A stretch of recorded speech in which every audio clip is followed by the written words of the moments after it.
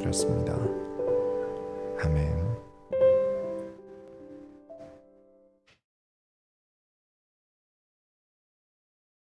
오늘 하나님께서 주시는 말씀의 제목은 마음으로 쌓이는 천국의 보물입니다.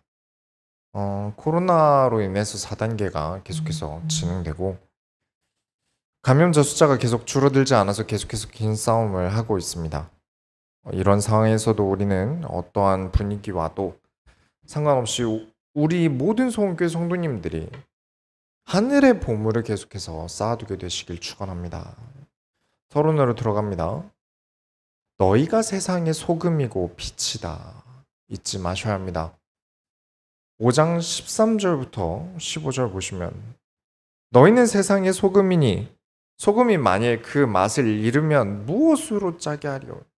후에는 아무 쓸데없어 다만 밖에 버려져 사람에게 밟힐 뿐이니라. 너희는 세상의 빛이라. 산 위에 있는 동네가 숨겨지지 못할 것이요 사람이 등불을 켜서 말 아래 두지 아니하고 등경 위에 두나니 이러므로 집 안에 모든 사람에게 비치느니라. 여러분, 우리는요, 인간은 행복을 추구하면 안 됩니다. 행복을 목표로 삼아서는 안 돼요. 아니, 목사님, 저는 너무 행복하고 싶어서 불행하기 싫어서 교회를 다니는 건데요. 물론 행복하고 싶은 욕구는 우리에게 강하죠. 그런데 행복을 목표로 두고 추구를 한다면 갈 길을 완전히 잃어버려요. 행복을 쫓아 살면 오히려 행복은 잡을 수가 없는 것 같아요. 그렇다면 행복은 어떻게 해야 만날 수 있을까요? 인간은 의미를 추구해야 됩니다. 내가 세상에 남아있는 의미를 찾지 않는 이상 행복은 나에게 찾아오지 않아요. 그리고 소원교회는 여러분에게 의미를 던집니다. 하나님은 당신을 통해 하실 일이 있습니다. 당신을 통해 하나님은 자신의 소원을 이루십니다. 하나님께서는 여러분이 살아갈 의미를 주셨습니다. 이걸 모른다면 행복할 수 없을 거예요. 근데 많은 사람들은 내가 더 이상 세상에 있을 의미가 없이 그저 살아간다. 태어났으니까 살아간다. 그렇게 생각을 합니다. 나는 누구인가? 라는 가치에 대한 고민을 하는 건 확실히 요즘에는 옛날 사람 취급을 받는 것 같아요. 뭔가 옛날 분위기 취급을 받는 것 같아요. 태어난 의미는 모르겠지만 어쨌든 태어났으니까 행복하기 위해서 돈을 지불해 봅니다. 비싼 차를 산다든가 비싼 옷을 입는다든가 늘 말씀드립니다만 돈은 무엇이든 살 수 있지만 행복은 살 수 없어요.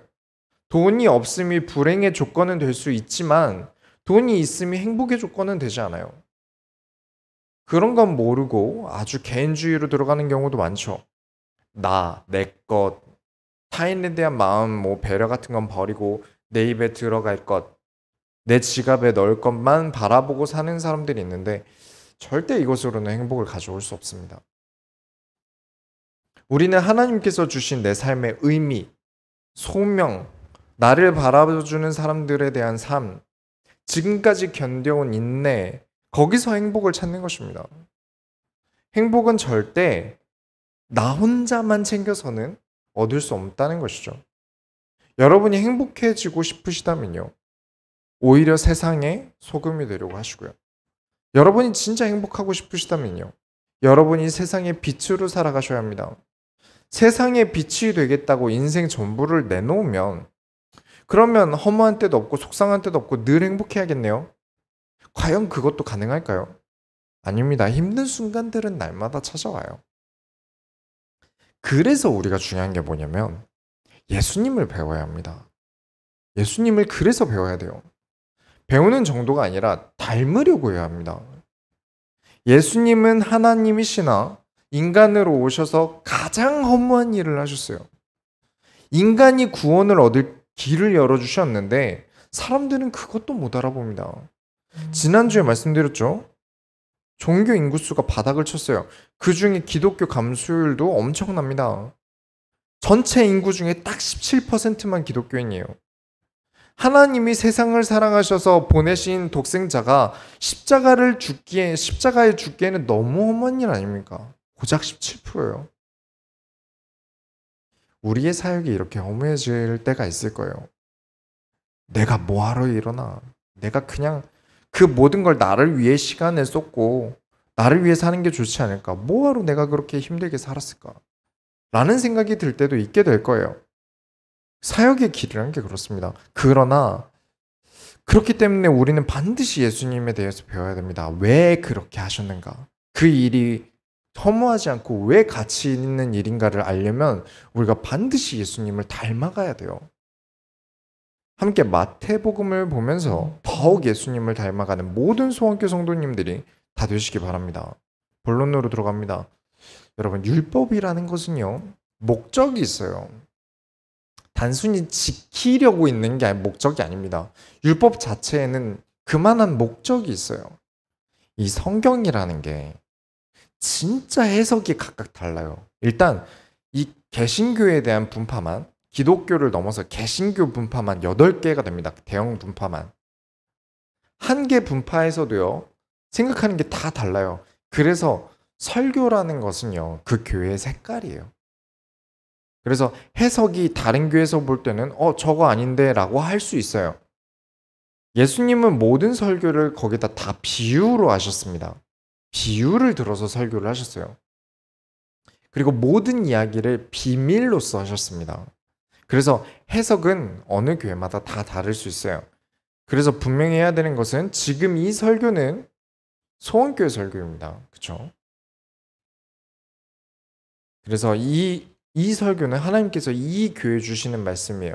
그리고 우리 소원교회에서는 이 말씀으로 한 주간을 살아가죠. 그래서 반드시 참고해 두시고 계시기 바랍니다.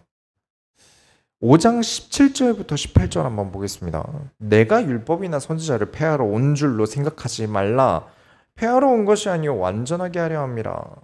진실로 너희에게 이르노니 천지가 없어지기 전에는 율법의 1.1획도 결코 없어지지 아니하고 다 이루리라. 자, 그러면 예수님은 율법을 잘 지키셨나요?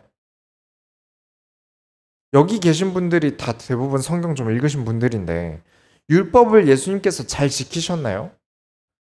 지키지 않으신 경우들도 있어요. 그런데 왜 예수님은 이런 지키지도 못할 이야기를 하실까요? 5장 19절에 그러므로 누구든지 이 계명 중에 지극히 작은 것 하나라도 버리고 또 그같이 사람을 가르치는 자는 천국에서 지극히 작다 일컬음을 받을 것이요 누구든지 이를 행하며 가르치는 자는 천국에서 크다 일컬음을 받으리라. 아니, 이렇게 뱉은 말을 어떻게 주워 담으시려고 그러실까요? 분명히 예수님 율법 잘 안 지키셨거든요. 5장 20절을 보면 내가 너희에게 이르노니 너희 의가 서기관과 바리새인보다 더 낫지 못하면 결코 천국에 들어가지 못하리라. 그 당시의 바리새인은요, 율법을 이악 물고 지켰습니다. 구약을 최고의 규범으로 삼았던 사람들이에요. 어떻게 이 사람보다 더 낫겠습니까? 심지어 이렇게 예수님이 말씀하시는 거는 바리새인과 서기관은 천국에 못 들어간다는 거예요. 그렇죠? 천국에 들어가는 조건이 바리새인보다 의로워야 된대요. 그럼 바리새인은 못 들어간다는 얘기 아닙니까? 커트라인이에요. 저는 바리새인보다 율법을 잘 지킬 자신이 없어요. 그럼 저는 천국에 어떻게 갑니까? 일단 돼지고기 먹으면 안 되죠. 근데 저는 굉장히 많이 먹고 있어요.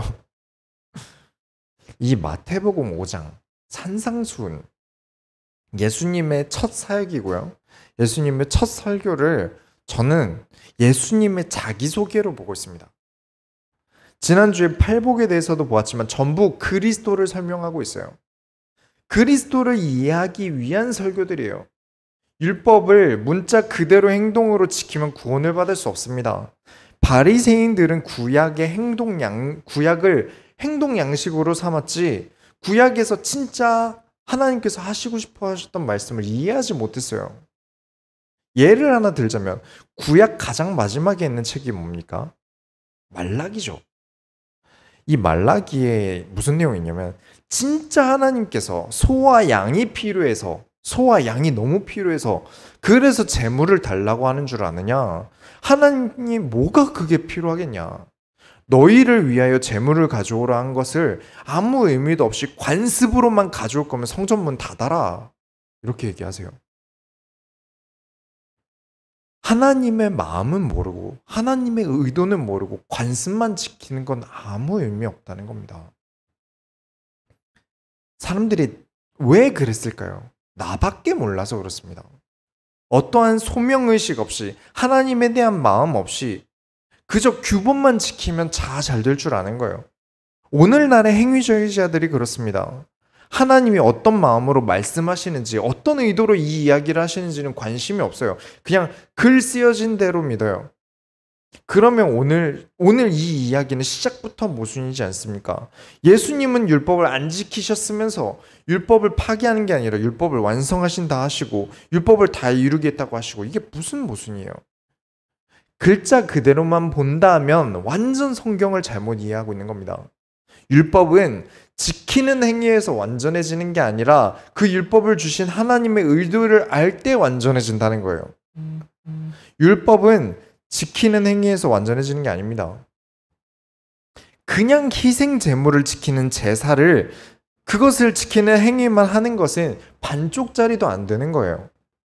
그 희생 제물을 드리며 그리스도를 보내시려는 하나님의 의도를 알 때 비로소 진짜 율법은 완성되는 거죠. 네, 지금 이 율법에 대한 예수님의 설교 역시 예수님 본인을 설명하시기 위해 있는 것입니다. 구약의 모든 율법이 예수님을 향해 있어요. 전부 그리스도를 설명하기 위해 존재합니다. 그러나 그런 의도는 모르고 칼같이 행동으로만 지키고 있다면 그 정도 의로는 천국에 들어갈 수 없다. 왜냐? 다 지켜놓고 그리스도만 이해 못했으니까. 5장 27절부터 28절에 또 간음하지 말라 하였다는 것을 너희가 들었으나 나는 너희에게 이르노니 음욕을 품고 여자를 보는 자마다 마음에 이미 간음하였느니라. 아니 생각을 어떻게 안 합니까? 우리가 지난번 잠언 때도 보았는데 인간은 다 속에서 미친 생각들이 오고 갑니다. 생각이라는 것은 내가 의도하는 게 아니라 그냥 지나가는 거예요. 내가 어떤 생각을 해야지 해서 생각하는 경우가 많지 않아요. 그것보다 그냥 내가 스쳐 지나가는, 내가 문득 갑자기 생각이 떠오르는 이런 생각들이 더 많아요. 생각이란 건 뭔가 연결점 없이 그냥 씻으러 들어가서 갑자기 유레카하고 튀어나오는 거예요.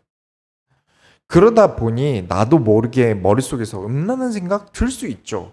그런데 5장 29절에 만일 네 오른 눈이 너를 실족하게 하거든 빼어내버리라. 내 백체 중에 하나 없어지고 온몸이 지옥에 던져지지 않는 것이 유익하며. 와, 눈까지 빼라뇨. 5장 30절에 또한 만일 네 오른손이 너를 실족하게 하거든 찍어내어버리라. 내 백체 중에 하나가 없어지고 온 몸이 지옥에 던져지지 않는 것이 유익하니라. 팔도 자르래요. 이 뒤에 이런 이야기들이 쭉 나옵니다. 이걸 문자 그대로 알아들으니까 무슨 헛소리를 하게 되는지 아십니까? 내 생각은 없애고 복음만 생각해야 된다. 상처를 받는 건 복음이 덜 된 거다. 생각이 치유가 덜 된 거다. 이렇게 말씀하시는 분들이 나와요. 죄송한데 이런 말 하시는 분들이 어떻게 사시냐면요, 수도 없이 자기는 죄를 지어놓고 이건 다 복음의 생각에서 나온 거다라고 합리화를 합니다. 자기들은 더 나쁜 짓을 해놓고 다 복음 생각의 결과라고 해요. 제일 못된 인간들이에요, 제가 보기엔. 예수님께서 죄를 지은 사람들을 만나실 때 이 얘기를 하시고 뭐 팔 잘라라, 눈 뽑아라 얘기하신 다음에 죄를 지은 사람들을 만나셨어요. 그때 뭐라고 하십니까? 와, 너 죄를 지었네? 그러니까 생각하기 전에 팔 좀 자르지. 죄 지을까 고민이 된다고? 야, 당장 눈부터 뽑아. 그렇게 하셨나요? 아니죠.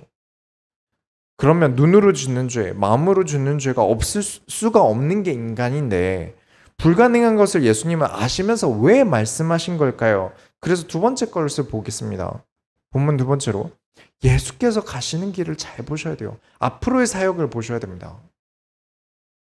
이 산상수훈, 예수님의 첫 설교를 저는 예수님의 자기소개로 본다고 말씀을 드렸죠. 행위로서의 율법만 지키면 구원받을 수 없습니다. 그래서 예수님은 율법의 의도를 위해 행위로서는 율법을 지키지 않으셨어요. 이에 대해서는 사복음서 내내 확인할 거예요.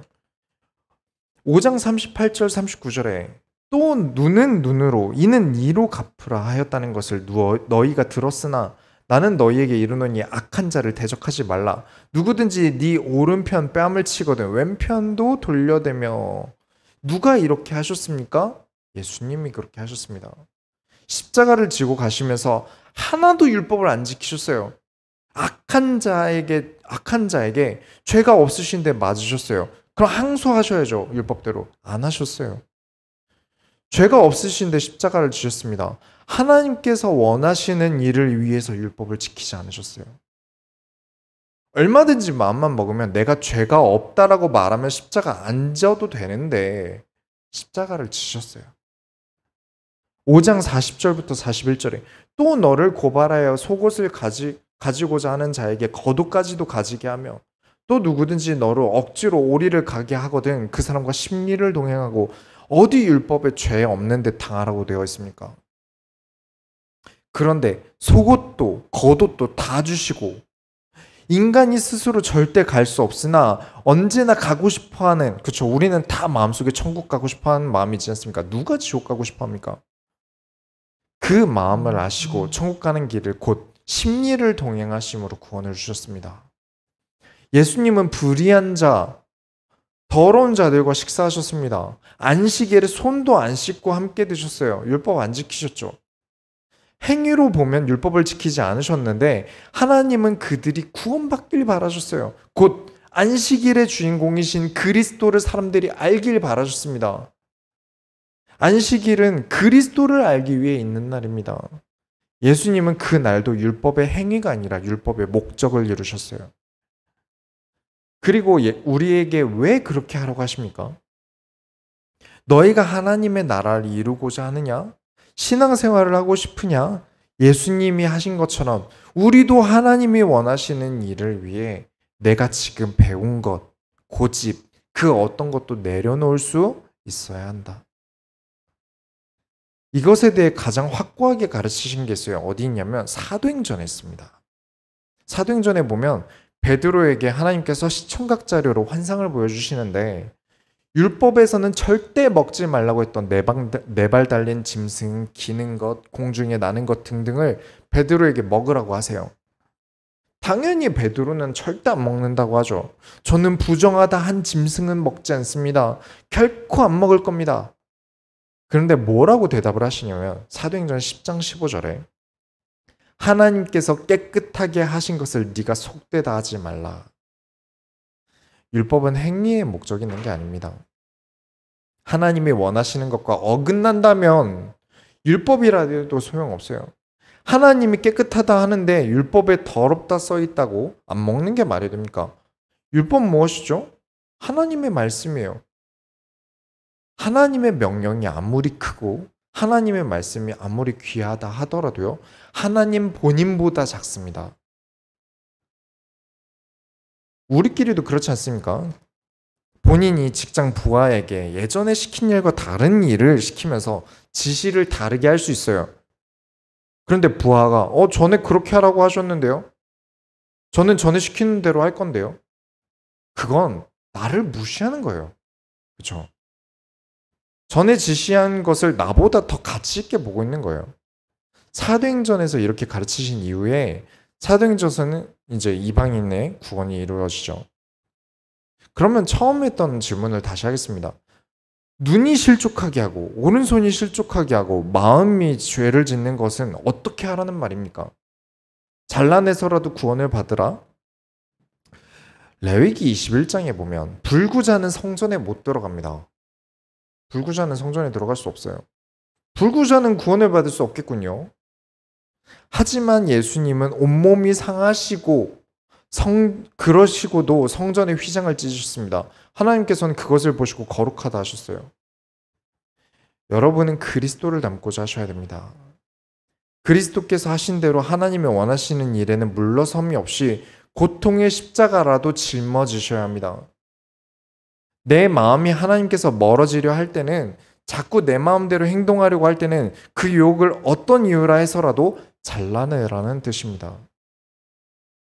5장에 많은 내용이 있지만 답안만 제시한다면 형제에게 노하기 전에 하나님이 지금 원하시는가? 하나님이 원하시는 이유가 아니라 음란한 이유로 이혼을 하려고 한다면 이미 간음죄다. 아무것도 맹세하지 마라. 하나님의 이름으로 맹세하려 하느냐? 하나님이 원하시는 대로 되는 것을 마치 너의 뜻을 위하여 하나님 팔면서 된다고 맹세하지 마라. 하나님이 원하신다면 원수도 사랑해라. 그렇게 한다면 5장 45절에 이같이 한즉 하늘에 계신 너희 아버지의 아들이 되리니 이는 하나님이 그 해를 악인과 선인에게 비추시며 비를 의로운 자와 불의한 자에게 내려주심이라. 그냥 율법을 지키는 사람이 아니라 그리스도를 통하여 하늘에 계신 하나님이 나의 아버지가 되십니다. 마음이 늘 하나님을 알고자 하는 자는 하나님께서 그 사람의 아버지가 되십니다. 예수님께서 십자가를 지신 이유가 무엇이었습니까? 우리가 하나님의 자녀가 되기 위해서였습니다. 본론 세 번째로, 여러분, 신앙생활은 하나님과 나의 1대1이에요. 이제 마태복음 6장으로 넘어가는데, 우리 교회 아닌 다른 교회에서 이제 신앙생활 하시는 분이 이제 그분과 대화를 하는데, 이런 말씀을 저에게 하세요. 신앙생활은 다 같이 하는 거 아닌가요? 신앙생활은 여러 명과 하는 거 아닌가요? 그래서 저는 당연히 신앙생활은 무조건 하나님과 1대1로 하는 겁니다 라고 말씀을 드리니까 이해를 잘 못하세요. 왜 그러냐면 교회 생활과 신앙생활을 똑같이 봐서 그렇습니다. 이 둘은 다른 거예요. 교회는 공동체죠. 같이 이야기도 나누고 연락도 하면서 믿음의 교제를 하고 그러면서 또 믿음이 성장하죠. 또 성경 공부도 같이 하고 그게 교회 생활이에요. 그러나 신앙이라는 본질은요. 하나님과 나의 관계예요. 누구도 이 사이엔 끼어들 수 없는 거예요. 우리가 이걸 아가서를 통해서 같이 보았죠. 여러분이 지금 나와서 예배드리는 이 순간이 교회 생활임과 동시에 그 누구도 끼어들어서는 안 되는 하나님과의 관계, 곧 신앙생활입니다. 주변 사람이 어떻든 분위기가 어떻든 누가 어떤 얘기를 하든 상관없이 예배드리는 이 순간만큼은 여러분은 하나님과 1대1로 여기 앉아 계셔야 돼요. 마태복음 6장 1절부터 2절을 보면 사람에게 보이려고 그들 앞에서 너희 의를 행하지 않도록 주의하라. 그리하지 아니하면 하늘에 계신 너희 아버지께 상을 받지 못하느니라. 그러므로 구제할 때에 외식하는 자가 사람에게서 영광을 받으려고 회당과 거리에서 하는 것 같이 너희 앞에 나팔을 불지 말라. 진실로 너에게 이르노니 그들은 자기 상을 이미 받았느니라. 그러면서 유명한 구절이 나오죠. 3절 4절에 너희는 구제할 때에 오른손이 하는 것을 왼손이 모르게 하여 네 구제함을 은밀하게 하라. 은밀한 중에 보시는 너희 아버지께서 갚으시리라. 같은 행동인데 사람 마음은 천지차이일 수 있어요. 구제가 뭐죠? 자선, 자비 그런 거예요. 누군가를 돕는 행위죠. 돕는다는 것은 똑같은데 정말 천사같이 마음이 착해서 그냥 지나갈 수 없는 마음에 돕는 사람도 있고요. 독사 같은 마음으로 자기 위신과 자기 인기를 위해 돕는 사람도 있어요. 교회도 마찬가지죠. 정말 하나님이 주어서 카카오톡 프로필에 성경 구절, 믿음의 말을 써놓고 또 찬양팀을 하는 사람도 있지만 또 교회에서 한 자리를 차지하기 위해 인기를 얻기 위해 찬양팀을 하는 사람도 있어요. 찬양은 내가 무대 위에 서는 것과 무대 아래에 있는 것과 차이가 없어야 됩니다. 내 마음의 차이는 없어야 돼요. 실력적인 차이가 있어야죠. 올라와서 나는 완전 음치인데 난 그래도 무조건 무대 올라가서 마이크 잡아야 된다. 그럼 저는 못 서게 할 겁니다. 충분히 준비가 돼서 올라와야 한다고 생각해요. 하지만 그와 상관없이 내 마음은 앉아있을 때나 서 있을 때나 차이가 없어야 돼요. 그렇게 잘못된 마음가짐으로 올라오는 신앙을 저는 무대 신앙이라고 합니다. 남에게 보여주기 위한 신앙을 저는 가증하게 여기고요. 물론 행동 중에는 남에게 보이기 위해 해야 되는 행동들이 있어요. 아까 말씀드린 준비가 돼서 올라와야 된다는 것도 마찬가지고요. 당장 내가 믿음이 크지 않더라도 타인이 보고 있기 때문에 예배 중에 핸드폰 좀 그만 보고 그런 게 당연히 오히려 좋겠죠. 몰라, 신앙은 정직해야 돼 이러면서 계속 예배 시간에 카톡하고 문자하고 대놓고 자고 왜 나는 믿음이 적으니까. 그건 아주 잘못 알고 있는 거예요. 그건 신앙과 상관없이 인간이 잘못된 거죠. 인간의 됨됨이가 잘못된 겁니다. 신앙생활이 하나님과 나의 1대1이라고 해서 그렇다고 인간관계 버려도 됩니까? 그건 아주 잘못된 생각이에요. 우리는 많은 게 얽혀 있습니다. 큰 틀로 보면 모든 것이 신앙생활이에요. 그 안에서 인간관계도 고려하는 것이고요. 교회에서의 일도 고려해야 돼요. 결국 이 모든 것도 내가 하나님과 소통되느냐에 따라서 바뀝니다. 내 행동은 그렇게 바뀌어요. 하나님께서 내 인생의 주인이 되셔서 내 인생을 주관하시는 것을 따라가는 것을 무엇이라고 하죠? 인도받는다라고 합니다. 하나님의 인도를 받는다. 우리는 하나님의 인도를 받으면서 살아가야 돼요.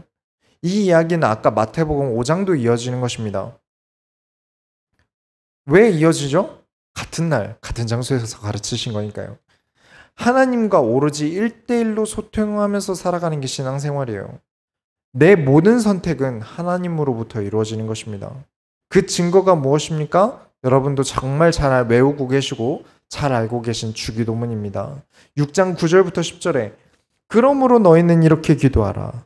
하늘에 계신 우리 아버지여 이름이 거룩히 여김을 받으시오며 나라가 임하옵시며 뜻이 하늘에서 이루어진 것 같이 땅에서도 이루어지이다. 시작부터 우리의 아버지여. 우리가 이 땅에서 하는 사역이 무엇이죠? 나라가 임하옵시며 누구의 뜻으로 살아갑니까? 뜻이 하늘에서 이루어진 것 같이 땅에서도 이루어지다. 11절에 오늘 우리에게 일용할 양식을 줍시고 우리는 다 우리가 돈 벌어서 잘 먹고 사는 줄 압니다. 그렇지 않죠? 기독교 물질과는 무엇입니까? 하나님께서 우리에게 주신 것들입니다. 12절 13절에 우리가 우리에게 죄진 자를 사하여 준 것 같이 우리의 죄를 사하여 줍시고 우리를 시험에 들게 하지 마옵시고 다만 악에서 구하옵소서. 나라와 권세와 영광이 아버지께 영원히 싸움나이다. 아멘. 진짜 하나님과 1대1의 신앙생활이 되면 성도가 귀해 보입니다. 하나님보다는 나를 위해 살아가는 사람들이 대부분이기 때문에 오히려 하나님을 사랑하는 사람들을 보면 성도가 귀해 보여요. 믿음이 아직 연약한 사람이 있어도 그 사람을 볼 때 귀해 보입니다. 왜냐? 내가 너무나 사랑하는 하나님께서 사랑하셔서 그 사람을 구원하신 거니까요. 그래서 하나님과 나의 관계에서부터 넓어지는 거예요. 인간관계, 사회생활 모든 것이요. 그래서 가장 중요한 거 하나님과 나의 1대1이 가장 먼저 되어줘야 됩니다. 결론으로 들어갑니다. 나의 보물 이론은 무엇입니까? 여러분 보물 이론은 뭔가요? 자식이 될 수도 있고요. 부인이 될 수 있고요. 남편이 될 수 있고요. 여러 가지가 있겠죠. 자동차가 될 수도 있고요. 여러분의 진짜 보물 이론은 이것이 되길 바랍니다. 그것이 무엇인지는 이따 설명을 드릴게요. 6장 19절부터 20절에 21절에 너희를 위하여 보물을 땅에 쌓아두지 말라. 거기는 좀과 동록이 해하며 도둑이 구멍을 뚫고 도둑질하느니라. 오직 너희를 위하여 보물을 하늘에 쌓아두라. 거기는 좀이나 동록이 해하지 못하며 도둑이 구멍을 뚫지도 못하고 도둑질도 못하느니라. 네 보물이 있는 곳에는 네 마음도 있느니라. 여러분이 죽을 때는 뭐 들고 가십니까? 여러분 죽을 때 뭐 들고 갈 수 있죠?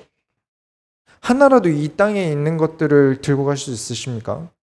예전에 시편 강의 때 말씀을 드렸죠. 우리는 아무것도 가져갈 수 없는데 죽음 뒤에 도착해보면 생명책이라는 곳에 우리의 기록이 있습니다. 그래서 우리가 첫 번째로 생각해야 될 천국에서의 보물은 생명책이에요. 기록된 것만으로도 엄청난 가치를 지니는 것들이 있죠. 유명한 사람이 써둔 일기라든가 과거의 수기라든가 어떤 장부라든가 사람의 가치가 물건에 끼치는 영향이 있는 거죠. 우리가 어떤 삶을 이 땅에서 살다 갔느냐에 따라서 아무래도 생명책에 써있는 우리의 가치가 달라지겠죠. 하지만 이게 보물이긴 한데 여러분의 보물 1호는 아닙니다. 여러분에게 진짜 보물 1호가 되셔야 되는 건 무엇일까요? 6장 25절에 그러므로 내가 너에게 이르노니 목숨을 위하여 무엇을 먹을까 무엇을 마실까 몸을 위하여 무엇을 입을까 염려하지 말라. 뭐가 그렇게 대단하길래 목숨보다 중요하다고 하는 걸까요?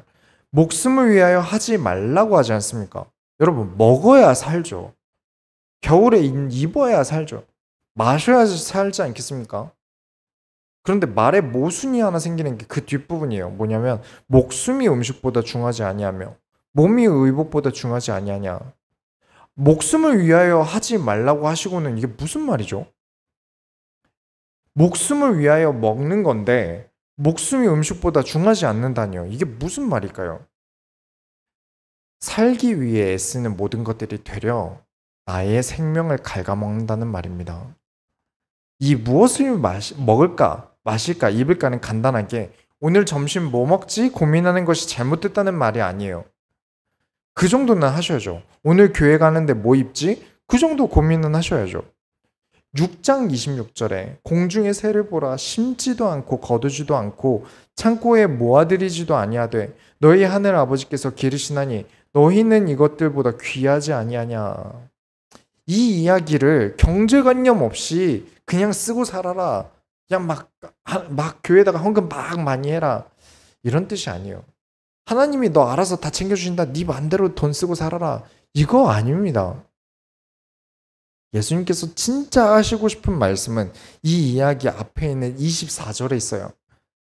한 사람이 두 주인을 섬기지 못할 것이니 혹 이를 미워하고 저를 사랑하거나 혹 이를 중히 여기고 저를 경히 여김이라. 너희가 하나님과 재물을 겸하여 섬기지 못하니라. 진짜 보물은 여기 있어요. 목숨을 위하여 먹고 마시고 입는 데 신경 팔려서 하나님을 잃어버리지 말라는 뜻입니다. 늘 말씀드리죠. 송원교에서 말하는 우상숭배 개념이 무엇입니까? 하나님보다 앞에 있는 모든 것들은 우상이 됩니다. 우리는 주인 대신 하나님을 위해 먹고 마시는 일을 합니다. 기독교 신앙의 기본을 말씀드리는 겁니다. 앞에 말씀드렸죠? 신앙생활은 하나님과 함께함으로 모든 것을 보는 것입니다. 이것부터 안 되면 교회 생활도 인간관계도 잘못 보고 있는 거예요. 하나님을 버리고 하려는 모든 의식주가 되려 나를 해친다. 목숨이 귀한 줄 알거든 되려 하나님을 더 섬겨야 한다. 그러므로 우리의 최고의 보물은 하나님이 되십니다. 언제나 우리의 보물 이루는 하나님이에요. 천국의 개념이 무엇인지 아십니까? 보석이 많은 곳, 막 황금으로 가득 찬 곳. 거기가 천국일까요? 그러면 그냥 짱돌이 보석이 됩니다. 희소성이 달라지니까요. 천국은 하나님이 계신 곳입니다. 그게 천국의 정의예요. 6장 22절, 23절에 눈은 몸의 등불이니 그러므로 내 눈이 성하면 온몸이 밝을 것이요. 눈이 나쁘면 온몸이 어두울 것이니 그러므로 내게 있는 빛이 어두우면 그 어두움이 얼마나 더하겠느냐. 이 빛은 무엇을 말할까요? 내 눈이 보려면 밝아야 하는데 무엇으로 밝게 볼까요? 요한일서에 써 있습니다. 요한일서 1장 5절에 우리가 그에게서 듣고 너에게 전하는 소식은 이것이니 곧 하나님은 빛이시라 그에게는 어둠이 조금도 없다는 것이니라. 하나님이 없다? 아주 어두운 삶을 사는 거예요. 하나님이 없다? 한 치의 앞도 못 보고 사는 겁니다. 하나님 없이 잘 살 수 있다? 그때는 세상이 지옥이 됩니다. 2차 세계대전 때 봐놓고 아직도 정신을 못 차렸어요. 지나로운 과학자들이 인간을 그냥 단백질 덩어리, 세포 단위로 쳐다보면서 당장 아픔을 느끼는 나 자신 외에 다른 사람의 고통을 공감할 수 있겠습니까? 세상이 어떻게 엉망으로 돌아가도 마트든 술집이든 어디든 다 열어주면서 지금 유일하게 교회는 못 들어오게 만드는 이런 세상이 되었어도 그래도 우리의 신앙은 어디서나 가장 우리의 보물이로 하나님과 1대1입니다. 하나님은 나의 보물이니까요. 어떠한 상황에서도 잃어버리지 않는 겁니다. 절대 어떤 일이 있어도 이 보물만큼은 놓지 않는 겁니다. 언제나 최고의 우선순위로 하나님을 바라보는 모든 소원교회 성도들이 다 되시기 바랍니다. 우리가 하나님의 소원을 이루어드립시다. 하나님 감사합니다. 그리스도의 사역을 보면서 예수님이 가신 길을 보면서 하나님이 원하시는 일에서는 십자가 지기까지 복종하셨던 예수님을 우리가 닮길 원합니다. 하나님, 우리에게 하나님이 우리 인생의 최고가 되게 하여 주옵소서. 살아계신 예수 그리스도의 이름으로 기도드렸습니다. 아멘. 찬송가 359장 찬양하시면서 준비하신 헌금을 하나님께 드립니다.